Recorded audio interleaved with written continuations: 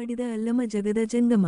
ಹುಬ್ಬಳ್ಳಿ ನಗರದ ರಂಗರೇಖಾ ಕಲಾ ಬಳಗ ಹುಬ್ಬಳ್ಳಿ ಮತ್ತು ಕನ್ನಡ ಮತ್ತು ಸಂಸ್ಕೃತಿ ಇಲಾಖೆ ಬೆಂಗಳೂರು ಇವರ ಸಹಯೋಗದಲ್ಲಿ ದಿನಾಂಕ 24ರಂದು ಸವಾಯಿ ಗಂಧರ್ವ ಕಲಾ ಮಂದಿರದಲ್ಲಿ ಅಲ್ಲಮ ಜಗದ ಜಂಗಮ ಅರ್ಥಾತ್ ಮಾಯೆಯ ಸೋಲು ನಾಟಕ ಯಶಸ್ವಿಯಾಗಿ ಪ್ರದರ್ಶನಗೊಂಡಿತು.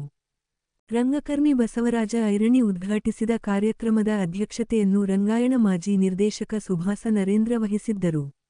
ಕವಿಗಳಾದ ಸಾಧು ಎಸ್ ಕಟಾರೆ, ವೀಣಾ ಆಟವಲೆ, ಮನಿಷ ಶಿಂಧೆ, ಸಿದ್ದರಾಮಪ್ಪ ಶಿವಳ್ಳಿ, ರೂಪಾ ಜೋಶಿ, ಮಂಜುನಾಥ ಕಲಾಲ, ಗುರುಸಿದ್ದಪ್ಪ ಎಂ ಬಡಿಗೇರ, ಅನ್ನಪೂರ್ಣ ಉಂಡಿ, ವಿ. ಜಿ. ಪಾಟೀಲ, ರಾಮು ಮೂಲಗಿ, ವಾಗೀಶ ಭಿಕ್ಷಾವರ್ತಿಮಠ ಮುಂತಾದವರಿದ್ದರು.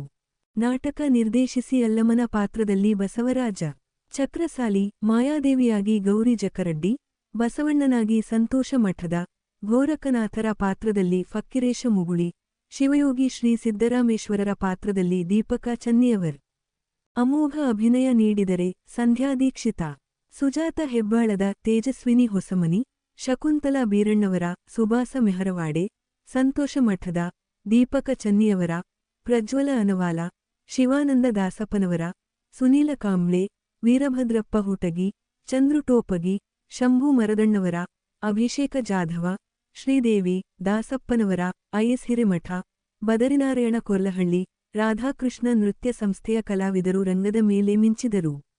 ತುಕಾರಾಮ್ ಕಠಾರೆ ಸಂಗೀತ, ಮನೀಷಾ ಶಿಂಧೆ ನೃತ್ಯ, ಹಿನ್ನೆಲೆ ಗಾಯನ, ಬೆಳಕು ಎಲ್ಲವೂ ನಾಟಕದ ಯಶಸ್ಸಿಗೆ ಕಾರಣವಾದವು.